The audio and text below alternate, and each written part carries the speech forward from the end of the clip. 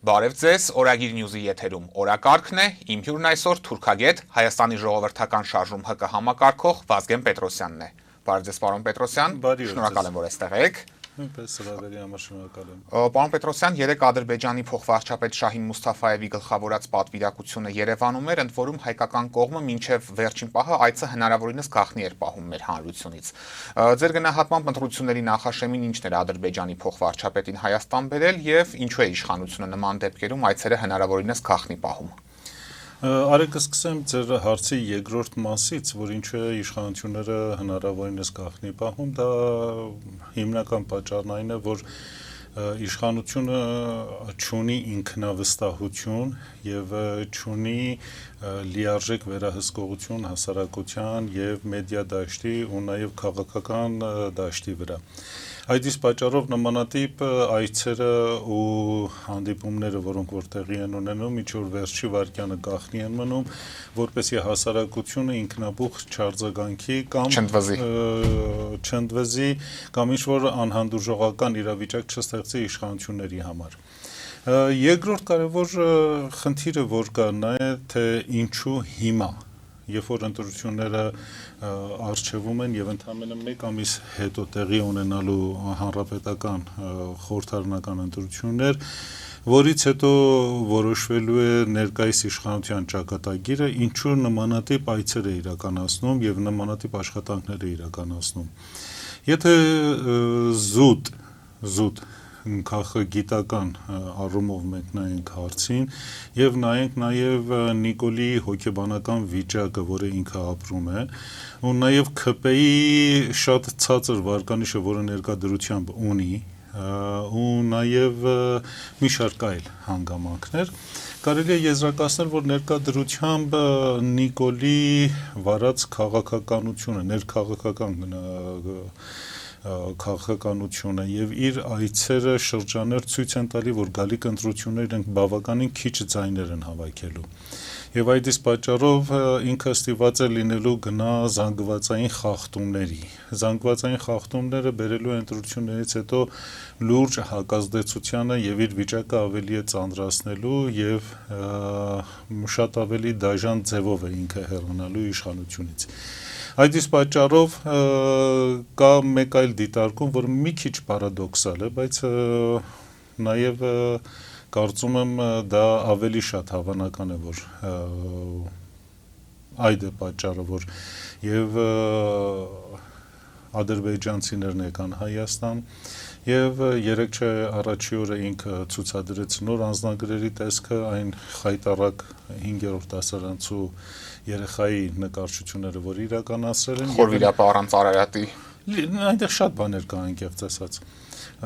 թրքական գրություններից սկսած մինչև որ Խորվիրապա առանց Արարատի եւ այն տեսքը, որ ունի ինքը անձնագիրը, եւ դրա հետ մի շարք այլ հարցեր, որոնք որ առաջանում են։ Իմ խորին համոզմամբ Նիկոլը ներկայդրությամբ փորձում է հակասությունը իր իշխանության եւ ժողովրդինը լարել մինչեւ վերջ եւ այդ հակասության արդյունքում ընդդիմության մեջ առաջ կան որոշակի ուժեր, որոնց հետ ինքը հնարավորություն կունենա բանացել եւ ապահովել իր եւ մի շարք ՔՊԱ-ականների անվտանգ հեռանալը իշխանությունից, որի համար ինքը իրավիճակը առայժմ լարում է։ Դրա մեջ է մտնում նաև այս ձերբակալությունները, որոնք որ տեղի են ունենում, դրա մեջ չէ նաև դատավարությունները, որոնք որ անիմաստ դատավարություններ են կամ քաղաքական հետապնդումները, որը ինքը իրականացնում է։ Այսինքն նպատակը կոմպրոմիսի եզրեր գտնելն է հաջորդ իշխանության հետ հնարավոր։ Այո։ Եվ սա բավականին բնական երևույթ է, երբ որ մարդը գիտի այսպես թե այնպես կործանվելու եւ այդ կործանումը լինելու է ոչ թե ասենք մի ժամ հետո կամ մի օր հետո, այլ լինելու է մի շաբաթ հետո, բնական է, որ մարդը պետք է այսօր մտածի, որ ինչ որ ելքեր գտնի։ Բացի այդ, այստեղ մի ուրիշ կարևոր հանգամանք էլ կա, որ պետք է դրան ուշադրություն դարձնել, այն է, որ բոլոր նրանք զինված ուժերում, սկսած ոստիկանությունը, ազգային անվտանգության ծառայությունը, ու նաև բանակում,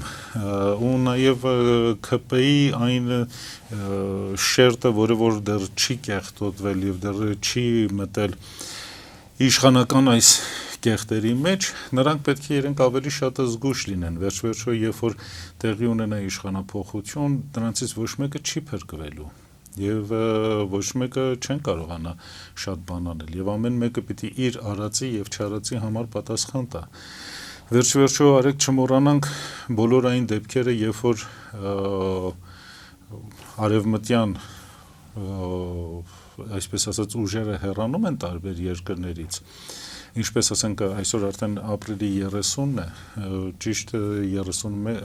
51 տարի առաջ, 1975-ի ապրիլի 30-ին ամերիկյան ուժերը հեռացան Վիետնամից եւ Վիետնամային պետությունը, որտեղ որ իրենք ունեին տասնյակ հազարավոր լրտեսական ցանց, իրենք այդ լրտեսական ցանցից ընդամենը փրկեցին հազիվ մի 5000 հոգու, մնացածը բոլորը ընկան ժողովրդի հաշվահարդերի տակ։ Մենք Աֆղանստանի օրինակն ենք հիշում, որ մարդիկ ինքնաթիռներից կախված փորձում էին դուրս գալ։ Այո, եւ նույն Աֆղանստանի օրինակով, ասենք ամբողջ Աֆղանստանում, որտեղ որ ամերիկացիք ոչ պաշտոնական տվյալներով մոտ 40,000 լրտես ունեին, իրենք կարողացան փրկեն ընդամենը մոտ 3000 հոգու։ Եվ հիմա իրենցից այդ 3000-ից 1100 հոգի իրենց ընտանիքների հետ գտնվում են Միացյալ Արաբական Էմիրատներում, ինչ-որ մի ճամբարում,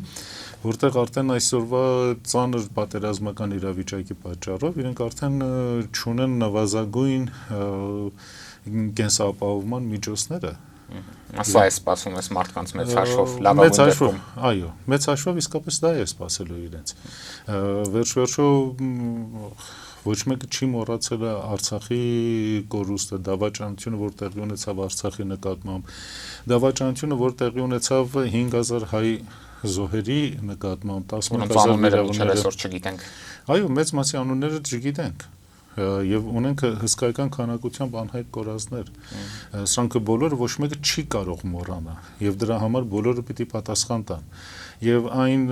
խորոված փարթիները կամ չգիտեմ ինչեր որ իրականացնում են, դա ոչ մի բան չի փրկելու։ Հիմա շատ է խոսվում, որ գործող իշխանությունները վայելում են Ադրբեջանի եւ Թուրքիայի անվերապահ աջակցությունը, կարծում եմ դուք եւս կիսում եք այս տեսակետը, հաշվի առնելով այս իրողությունները, դուք իրատեսական համարում եք, որ նախքան ընտրությունները Հայաստանի եւ Ադրբեջանի միջև այդ նախաստորագրված խաղաղության պայմանագիրը կստորագրվի, ես հիշում եմ Ադրբեջանում նմանատիպ խոսակցություններ մի որոշ ժամանակ առաջ ծավալվում էին եւ ամենակարևորը Բաքվում պահվող մեր պատանդները կամ գոնե նրանց մի մասը այս ամեն ինչի շրջանակներում միջև ընտրությունները վերադառնան Հայաստան։ Նախ եւ առաջ այսօրվա իրավիճակում միջազգային իրավիճակը, երբ որ մենք նայում ենք, նույն Ադրբեջանը եւ Թուրքիան իրենք կարիք ունեն աջակցության։ Եվ այսօրվա իշխանությունները Հայաստանում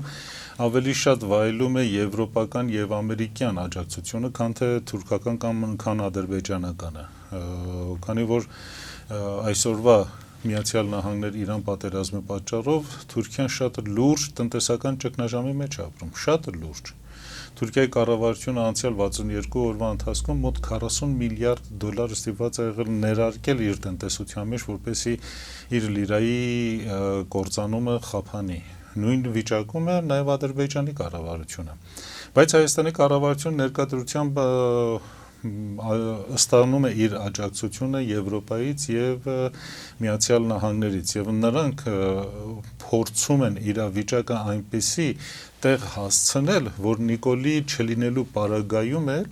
ով որ գա իշխանության ինքը ստիպված լինի այդ կետից շարունակի գնա առաջ։ Հիմա այդ առաջ գնալը ավելի քիչ դանդաղ կլինի կամ արագ կլինի, դա երկրորդ հարցն է, բայց իրենք ուզում են հասնել ինչ որ մի կետի։ Վեկտորի փոփոխությունն է սա, նկատի ունեք։ Այո։ Եվ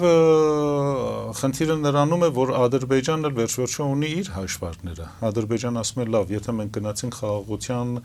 ինչ-որ մի բան ստորագրեցինք, հետո եթե Հայաստանում եկան մարդիկ, ովքեր որ չհամաձայնվեցին այն ստորացուցիչ պայմաններին, որը որ իրենք են պարտադրում, եւ Նիկոլը դրանց հորժարակամ ընդունում է, հետո ինչ են անելու։ Իրենք պիտի նահանջեն։ Չի պիտի նահանջեն, ինչ պիտի անեն։ Վերջորջը ես կարծում եմ բոլորը սպասելու են տեսնեն թե ինչ է լինելու ընտրությունների արդյունքում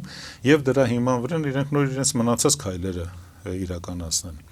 Այլ հարցեր, եթե իրենք այս խաղաղության պայմանագիր, ճակերտավոր խաղաղության պայմանագիր, իրենք ստորագրեին տարի կես առաջ, իրենք կունենային ժամանակ որևիցե մի գործողություն իրականացնեին։ Բայց տարի կես առաջ այլ իրավիճակ էր, հիմա այլ իրավիճակ է, մանավանդ համաշխարհային բնագավառում։ Եվ մեր իշխանությունները, գործող իշխանությունները հանրությանը վստահեցնում են, որ խաղաղությունն արդեն հաստատվել է, բայց օրինակ Ադրբեջանը խոչընդոտում է հայ-թուրքական հարաբերությունների կարգավորման գործընթացին, սա մեզ հայտնի իրողություն էր, բայց Ալեն Սիմոնյանը Ստամբուլում մի քանի օր առաջ ստիպված եղավ այս իրողությունը խոստովանել։ Ինչով է սա պայմանավորում եւ սրանով փաստացի նա ընդունեց, որ կարգավորման գործընթացը թե Թուրքիայի մեծ հաշվով նաեւ Ադրբեջանի հետ փակուղի է մտել։ Նախ եւ առաջ կարծում եմ, որ ճիշտ կանենք, երբ որ խոսում ենք Ադրբեջանի ազդեցությունը Թուրքիայի վրա, համեմատենք այս երկու պետությունները։ Ադրբեջանը կարծում եմ չունի այն քաղաքական, տնտեսական, ռազմական կամ չգիտեմ ազգային, նացիոնալական կամ չգիտեմ ինչ կշիռը, որ ազդի Թուրքիայի ազդեցության վրա։ Թուրքիան երբեք չի խաղա Ադրբեջանի դուդուկի տակ, բայց Ադրբեջանը միշտ կխաղա Թուրքիայի դուդուկի տակ։ Այդ դեպքում ինչ է նշանակում այս հայտարարությունը Սիմոնյանի։ Ուղղակիորեն կարծում եմ դա քաղաքական անգրագիտություն է եւ ավել ոչ մի բան։ Եվ բացի այդ շոյել Թուրքիայի կառավարության ականջները եւ ցույց տալ Եվրոպային եւ մնացածին, որ տեսեք Թուրքիան ուզում է իր սահմանը բացի Հայաստանի հետ, բայց Ադրբեջանը չի ուզում։ Բարի ու չար ոստիկանների օրինակով։ Այո, փորձում է այդպիսի բան անել, բայց իրականությունը դա չի, իրականությունը այլ տեղ է։ Ինչպես ասացի, դժբախտաբար այսօրվա Հայաստանի քաղաքական էլիտան չունի բավականաչափ կրթական մակարդակ քաղաքագիտական, որ կարողանա իրավիճակները վերլուծի եւ դրա ամենավառ օրինակը այն է, որ Նիկոլը իր թիմակիցների հետ իրենց քաղաքական կյանքի ավարտին, քաղաքական ավարտի շեմին գնում են եւ փորձում են քաղաքագիտական դասընթացներ անցնել տարբեր տեղեր։ Ինչ նպատակով։ Գոնե ինչ են ասում, վերջի րոպեներում մի քիչ հասկանան, թե ինչ է տեղի ունենում, քաղաքական խաղերը հասկանան։ Պարոն Պետրոսյան, հաջորդ շաբաթ Երևանում տեղի է ունենալու Եվրոպական քաղաքական համայնքի հերթական գագաթաժողովը, մեծ թվով օտարերկրյա ղեկավարներ են ժամանելու Հայաստան, ինչը նույնպես մեծ հաշվով աջակցություն է լինելու Նիկոլ Փաշինյանին ընտրությունների նախաշեմին։ Ձեր գնահատմամբ սա որքանով կնպաստի Փաշինյանի վարկանիշի բարձրացմանը եւ ինչ եք կարծում, մեր ընդդիմությունը ինչպես պետք է, այսպես ասած, դիմավորի եվրոպացի հյուրերին, պետք են արդյոք ցույցեր, ակցիաներ կազմակերպեն, տարբեր պահանջներ ներկայացնեն, թե դա մեծ հաշվով որևէ բան չի փոխի։ Գիտեք, նախ եւ առաջ ընդդիմությունը այսօրվա դրությամբ անի կամ չանի այդքան կարևոր չի։ Ընդդիմությունը նախ եւ առաջ պետք է հստակեցնի, որ ինչ ծրագիր ունի։ Նիկոլի եւ ԿՊ-ի հեռացնելը չի կարող որևիցե կուսակցության համար լինի ծրագիր։ Դա կարող է լինի նպատակներից մեկը։ Վերջ-վերջո կարևորը Նիկոլի հեռացնելու հաջորդ պահն է։ Հաջորդ պահից Հայաստանը այնպես ինչպես որ հիմա է, որ աշխարհաքաղաքական խնդիրների կիզակետում է կանգնած, նորից լինելու է կիզակետում։ Իրենք ինչ դիրքորոշում են ունենալու այդ միջազգային հարաբերությունների մեջ։ Այսօր ոչ մեկին չի էլ հետաքրքրում Նիկոլը կա թե չկա, նույն եվրոպական երկրներին։ Բացի այդ, ասենք մի քանի ամիս առաջ էր, մի քանի շաբաթ առաջ էր, երբ որ Միացյալ Նահանգների փոխնախագահն էր այստեղ Վենսը, եւ նա շատ հստակ իր աջակցությունը հայտնեց Նիկոլի։ Բաց տեքստով։ Այո, բաց տեքստով։ Եվ հիմա եթե եվրոպացիներն էլ հայտնեն ինչ է փոխվելու, ոչ մի բան չի փոխվելու։ Վերջ-վերջո ժողովուրդը ինքը ռացիոնալ մտածող անձիկ են եւ իրենք ռացիոնալ են նայում։ Ճիշտ է, հատուկ իրավիճակների մեջ եւ հատուկ, այսպես ասած, հոգեբանական վիճակներում ինքը կարող է իրրացիոնալ որոշումներ իրականացնի, որը բնական երևույթ է եւ բնորոշ չի միայն մեր ժողովրդին, այլ ցանկացած մարդու է բնորոշ։ Նա հստակորեն նայելու է, թե ինչ է ասվելու եւ ինչ է արվելու։ Ժողովուրդը արդեն հոգնել է խոսելուց, հոգնել է լսելուց, Ինքը շատ հստակ գործողություն է ուզում տեսնել եւ իր համար կարեւոր չի որ ասենք Մակրոնը գգա Նիկոլին կպաչի թե չի պաչի սրտիկ կանի մի հատ դրանք ոչ մեկին չի հետաքրքրում վերջոչը բոլորն էլ հասկանում են եվրոպական պետությունների ղեկավարների հիմնական մասը գալիք 1-2 տարվա ընթացքում իրենք հեռանալու են եւ իրենց համար մեկ է ինչ է լինելու Հայաստանում կամ չի լինելու իրենց համար կարևորը քաղաքականության շարունակությունն է մեծ հաշվով այո եւ իրենց համար այդ քաղաքական շարունակությունը իրենք էլ են շատ լավ վերլուծում իրավիճակը իրենց դեսպանատների միջոցով եւ իրենք էլ շատ լավ հասկանում են որ Նիկոլը մեծ շանս չունի եւ եթե նորից ընտրվի եւ ուզենա ծայրահեղ քայլերի գնա միգուցե լավ ճակատագիր իրեն չսպասի այդ իսկ պատճառով իրենք էլ խելամիտ քաղաքական որոշումներ են կայացնելու եւ փորձելու են իրենք էլ գտնեն այն ընդդիմադիր ուժին, որը մասամբ կապահովի Նիկոլի, այսպես ասած,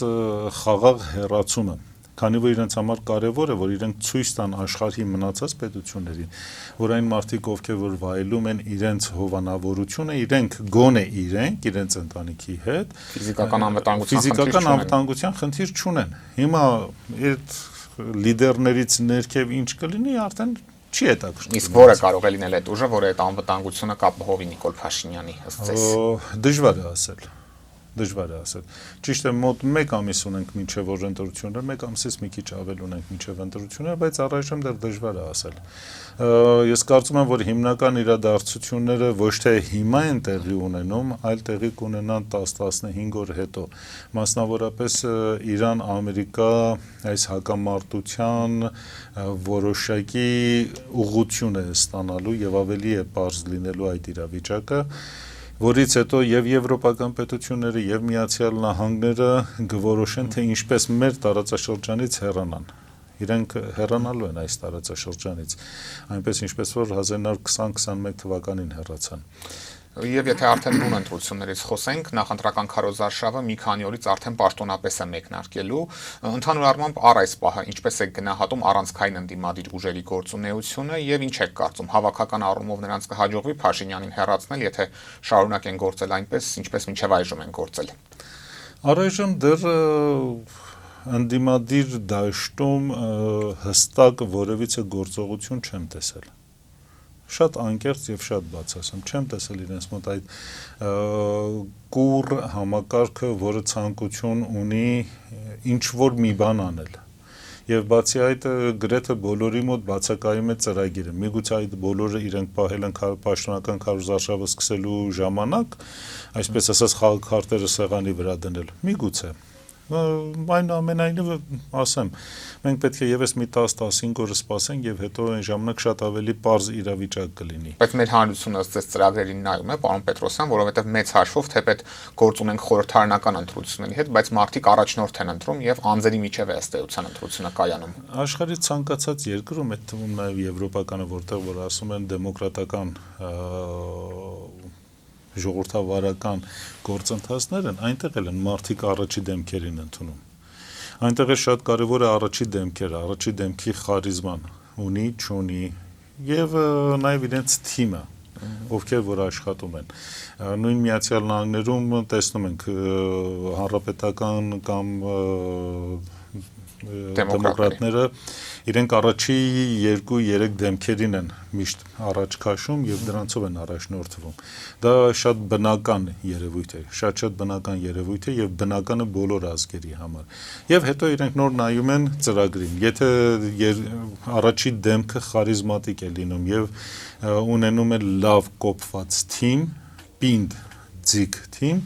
այդ ժամանակ նայում են նրանց ծրագրին։ Իսկ եթե չունեն, արդեն անիմաստ է նայել։ Այս ամեն դեպքում կարևոր է ներկայացնել նորմալ ծրագիրը։ Միանշանակ, քանի որ առաջի քայլից հետո ժողովուրդը նայում է ասում է լավ, հիմա տեսենք այս պինդ մարդը ինչ ունի, ինչ է ուզում անի։ Դրա համար ծրագիրը շատ կարևոր է։ Առաջի լուրջ դեմքը եւ ծրագիրը երկու կարևոր հենասյուներն են ցանկացած ընտրություններում։ Պարոն Պետրոսյան, այսօր հերթական սոցհարցման արդյունքներ էր հրապարակել Գելափը, իհարկե ԿՊ-ն առաջին տեղում էր 26.7% վարկանիշով, սակայն հաջորդող 4 ընդդիմադիր ուժերը՝ Ուժեղ Հայաստանը, Հայաստան Դաշինքը, ԲՀԿ-ն եւ Միասնության թևերը հանրագումարում ավելի շատ ձայն էին ստանում, հավաքական առումով 34%, եւ եթե ընտրություններում նման արդյունք գրանցվի, ապա ընդդիմությունը Փաշինյանին հեռացնելու հնարավորություն կունենա։ Ձեր գնահատմամբ այս արդյունքները, որը այսօր մեզ ներկայացվում է, որքանով է համապատասխանում իրականությանը, քանի որ նույն ընկերությունը 2021 թվականին մեզ կարծես մի փոքր այլ սցենար էր խոստանում, որին մենք բախվեցինք ընտրությունների արդյունքում։ Գիտեք, չեմ ուզում ուղղակի կասկածի տակ առնել նմանատիպ հարցախույզները, բայց հիմա չեմ հիշում անունը, մի հայտնի քաղաքագետ կար, ասում էր հարցումները չեն խաբում մարդկանց, հարցումների եզրակացնողն է խաբում մարդկանց։ Դժվար է ասել, թե միջով ինչքան է անաչառ, եւ դժվար է ասել, թե միջով հարցերը, որ իրենք ներկայացրել են ժողովրդին, միջով ինչքան է անաչառ եղել, քանի որ դուք կարող եք մեկ սխալ հարցով մարդկանց պարտադրեք, որ ճիշտ պատասխան տան, բայց այդ ճիշտ պատասխանը ի վնաս իրենց է լինում։ Իսկ դատելով այս պահին տիրող տրամադրություններից ինչ եք կարծում, սա որքանով է մոտ իրականությանը։ Ես կարծում եմ, եթե մոտ լիներ իրականությանը, Նիկոլը ցայտնոտների մեջ չէր հայտնվի եւ ռեպրեսիաների, քաղաքական հետապնդումների, բանտարկությունների, լարված իրավիճակների չէր դուրս չէր գա, քանի որ ընդհանրապես երբ է մարդ լինում այսպես ասած բարկացած, անկառավարելի եւ հիստերիկ ծիծաղներ թույլ տալիս, երբ որ ունի ինքնավստահության պակաս եւ ինքնագնահատականի պակաս։ Սա այն է, որ այսօր մենք տեսնում ենք ամբողջ ԿՊ-ի մեջ, ամբողջ ԿՊ-ն, սկսած խորհրդարանական իրենց լսումները անցկացնելուց, մինչև որ կառավարության նիստը լսելուց, մինչև որ Նիկոլի առանձին հանդիպումները ճակերտավոր իր ընտրողների հետ, բոլոր տղեր իրենք շատ լարված, նյարդային քննադատություններին շատ ագրեսիվ են արձագանքում, անգամ մարդկանց կողմից շարքային եւ ագրեսիվ են։ Դա ցույց է տալիս, որ իրենք տիրապետում են ռեալ քաղաքական իրավիճակին եւ ռեալ գիտեն եւ գնահատում են իրենց վիճակը եւ իրենց ճակատագիրը, այդ իսկ պատճառով այդպես են իրենք իրենց դրսևորում։ Իշխանությունը կորցնելու վախը զգում են մեծ հաշվով։ Այստեղ միայն իշխանության կորցնելու հարցը չի։ Իշխանության կորցնելուց հետո իրենք շատ լավ հասկանում, որ պատասխանատվության են ենթարկվելու իրենց արածի եւ չարածի համար։ Այնուամենայնիվ, եթե հունիսի 8-ին ընտրությունների արդյունքում Նիկոլ Փաշինյանը այնպիսի մի պատկեր արձանագրի, որ նա պարտվի, ինչ եք կարծում, վերջինս պատրաստ կլինի անցնցում խաղաղ ճանապարհով հեռանալ եւ, այսպես ասած, բախումների չտանել նոր իշխանությանը, ինչի մտահոգությունը եւս հնչում է։ Դուք իհարկե ձեր խոսքում նշեցիք, որ ինքը փորձելու է անվտանգ հեռանալ, այս ճանապարհը որքանով նախընտրելի կլինի Փաշինյանի համար։ Գիտեք, այստեղ մի կարևոր հանգամանք կա, եւ դա Միացյալ Նահանգներ-Իրան պատերազմն է։ Այն ինչ որ պարզ է այսօրվա դրությամբ Միացյալ Նահանգները պարտություն է կրել այդ պատերազմում եւ իրավիճակի լիարժեք տերը այսօր Իրանն է։ Այդ իսկ պատճառով եթե բախումներ տեղի չունենան եւ Միացյալ Նահանգները շարունակի այն ընթացքը, որ այսօր ունի, դժվար թե ինքը համաձայնվի այստեղ որևիցե բախումներ տեղի ունենան եւ լարված իրավիճակ ստեղծվի քաղաքական առումով, քանի որ իրենք այսպես թե այնպես հասկանում են, որ Անդրկովկասը իրենց համար ամբողջ Անդրկովկասը, ոչ թե Հայաստանը, Անդրկովկասը իրենց համար դառնալու է առևտրի առարկա այլ ուժերի հետ, այդ թվում եւ Իրանի, եւ Ռուսաստանի, եւ ավելի մեծ առևտրում։ Այո։ Եվ քանի որ ավելի մեծ առևտրի հարց է գալու, այդ ժամանակ իրենք չեն կարող այստեղ քաոսային իրավիճակ ստեղծեն։ Եվ իրենք կստիպված են այստեղ ավելի հանդարտացնեն։ Ուստի եթե Նիկոլ Փաշինյանը ինչ իր հաշվարկներով ուզենա իրավիճակը տանի դեպի քաոսային իրավիճակի, այդ ժամանակ կարծում եմ հավաքական արևմուտքը Նիկոլին կզսպի եւ կարող է իր դեմ որոշակի միջոցառումներ ձեռնարկեն իրենց ուժերի միջոցով։ Եվ այս պահին ավելի հավանական է համարում, որ Իրան-ԱՄՆ առճակատումը առաջիկա շրջանում չի խորանա։ Ճիշտ հակառակը, ես կարծում եմ կխորանա։ Խնդիրը գիտեք ինչումն է։ Միացյալ Նահանգների ծրագրերը Իրանի հետ հենց առաջի 2-3 ժամվա ընթացքում այս տարի փետրվարի 28-ին պատերազմի սկսելուց անմիջապես հետո փլզվեցին։ Եվ Միացյալ Նահանգները չկարողացավ այն ծրագիրը, որ ուզում էր իրականացնել։ Ճիշտ է, Իրանը կորցրեց իր ռազմաքաղաքական ղեկավարության առաջի եւ երկրորդ դեմքերին, բայց Իրանը չփլզվեց։ Միացյալ Նահանգները 13000 անգամից ավել ռմբակոծություններ իրականացրեցին Իրանի վրա, բայց Իրանը ոտքի վրա է։ Եվ այսօր Իրանն է թելադրում Իրան-Ամերիկա բանակցությունների ընդհանուր ընթացքը։ Եվ այդ իսկ պատճառով ամերիկացիները հիմա շատ ավելի զգուշ են լինելու իրավիճակներին, քանի որ սեղանի վրա դրված է Միացյալ Նահանգների հեգեմոնիայի կորուստը։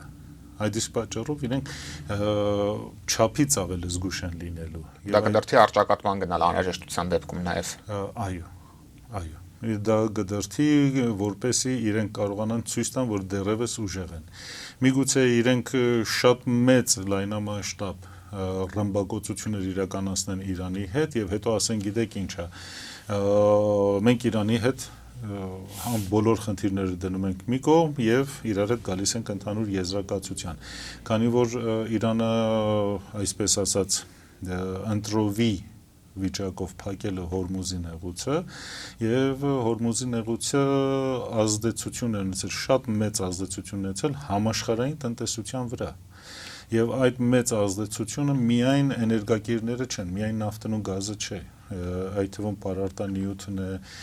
քիմիական արդյունաբերությունն է, պլաստմասների արտադրությունն է, բժշկական արտադրություններն են,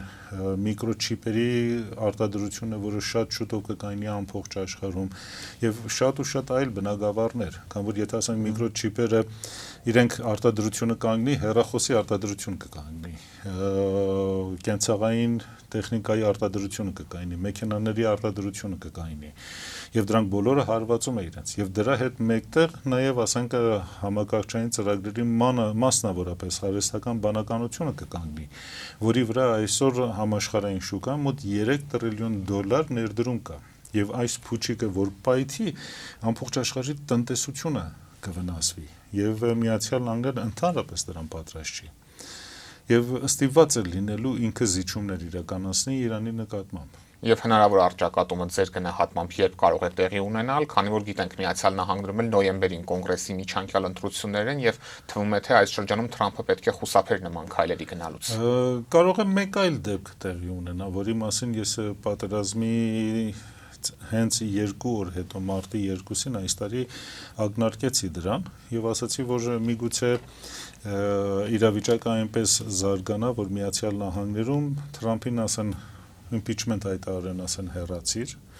կամ թե չէ ինչ որ մի դեպք տեղի ունենա, մահափորձ կազմակերպվի իր դեմ եւ իրեն սպանեն, կամ ասեն սրտի կաթված է տարել եւ ինքը անգործունյա է եւ իրեն հեռացնեն ու Վենսը գա։ Եվ եթե Վենսը գա, Վենսը շատ հստակ դեռ պատերազմ չսկսած ինքը արդեն հայտարարել էր, որ ինքը դեմ է պատերազմին։ Եվ այն ժամանակ փետրվարի 25-ին ինքը մի հետաքրքիր հայտարարություն արեց Սպիտակ տանը, որտեղ Դոնալդ Թրամփն էլ կողքը կանգնած էր։ Ասաց, որ նահանգապետերը եւ փոխնախագահները ունեն առավելություն։ Իրենք մասնակցում են բոլոր քննարկումներին, բայց իրենց ստորագրությունը ոչ միտեղ չկա։ Եվ դա ինձ ավելի էր համոզում, որ Վենսին մի կողմ են պահել որպես այսպես ասած լավ ոստիկանի կարգավիճակով, որ եթե